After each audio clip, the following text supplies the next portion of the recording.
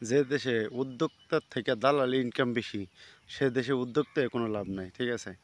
কি জন্য এই কথাটা বলতেছি? এই যে আমার পিছনে যেটা পুষ্করিণী আছে দেখেন, ঠিক আছে? এই পুষ্করিণীতে প্রায় 12-13 হাজার কেজি পাঙ্গাস মাছ আছে।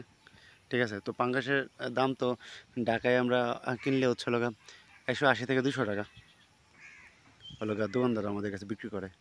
তো ওরা তো কিনে আনে হয়তো বা 10-20 টাকা কেজিতে কম। ঠিক আছে? কিন্তু পাইকারি পুষ্করিণী থেকে ওরা দাম উঠাইতেছে 108 টাকা করে, সরি 120 টাকা।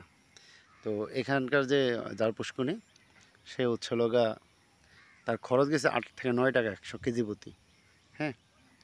তো সে বেচতেছে 8-7 টাকা লাভে। আর যে দালালি করতে যে সে বেচতেছে কত করে? তার লাভ প্রতি কেজিতে 40 টাকা সর্বনিম্ন খরচ-টরচ দিয়ে। তাহলে এদেশে হচ্ছে হলো গা দালালের থেকে হচ্ছে উদ্যোক্তার থেকে দালালের ইনকাম বেশি। তো এদেশে কি উদ্যোক্তা হবে মানুষ? হ্যাঁ?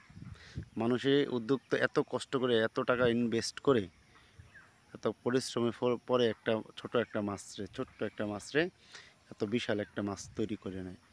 সে কাজ করে, তার ফ্যামিলির লোকজন কাজ করে, অনেকে তো লোক রেখে কাজ করে। তো ওর ইনকাম কোথায়?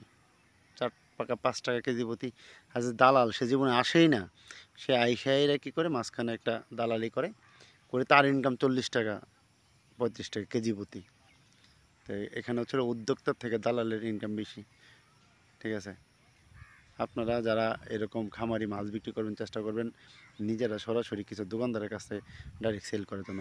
দালালের মাধ্যমে করলে আপনার জীবনে ইনকাম পাবেন না। ঠিক আছে? দালালের ভরসা আপনারা ছেড়ে দেন।